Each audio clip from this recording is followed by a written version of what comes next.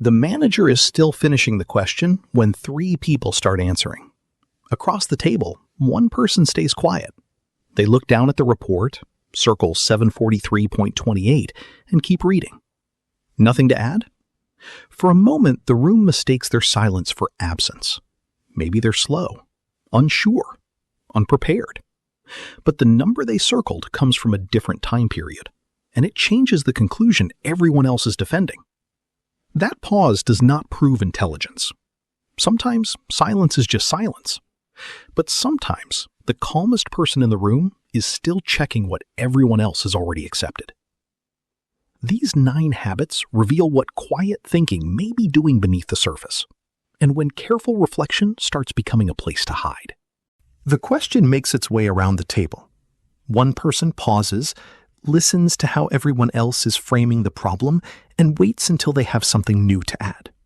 By then, everyone has already noticed the silence. From the outside, it can look like shyness, slow thinking, or a lack of ideas. But inside, they may still be turning several impressions into one sentence that feels ready to say out loud. The thought is still coming into focus, like a camera just before the shutter clicks. Schools reward the first hand raised. Meetings reward the most confident voice. Group conversations reward whoever fills the silence first. Rooms often give more credit to visible certainty than to quiet reflection. That does not mean every pause is meaningful. A quick answer can be right, and a quiet person may simply be disengaged. Speed is not the same as understanding. The pause is visible. The thinking behind it is not. If people assumed you had nothing to say, they may have noticed your silence before they noticed what you were still trying to understand. But noticing more is only the result. The harder question is why the first answer never feels complete. The report seems to support one obvious conclusion, and everyone agrees. The quiet person starts writing down the same answer, then stops. One number comes from a different time period, and one sentence changes what the result actually means. Cognitive reflection is the habit of pausing before accepting the first intuitive answer and taking a moment to test it.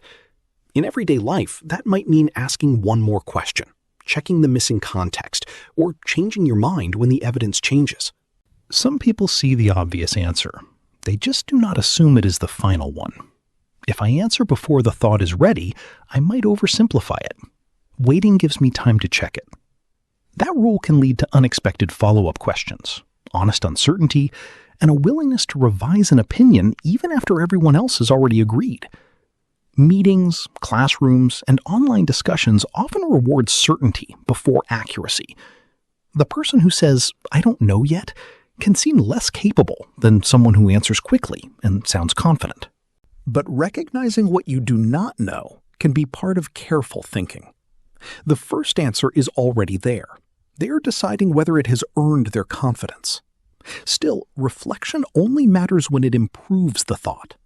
Delaying a decision without discovering anything new is not automatically a sign of depth. And this is where quiet thinking begins to split into 3 very different types of people. People may mistake the pause for slowness, passivity, or disengagement.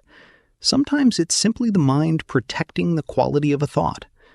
But thinking carefully is not the same as waiting for perfect certainty. Rooms reward the answers people can hear. Private reasoning gets no credit until it becomes a question, a correction, or a clearer sentence. A useful pause eventually brings the thought into the room. Hiding keeps it safe by making sure no one can challenge it. You may be checking more than people realize. What matters is what that checking leads to. Does it help you understand, revise, and speak more clearly? Or does it protect you from being heard until every word feels perfect? And the next question is harder. Why do some people find the better answer only after the conversation is already over?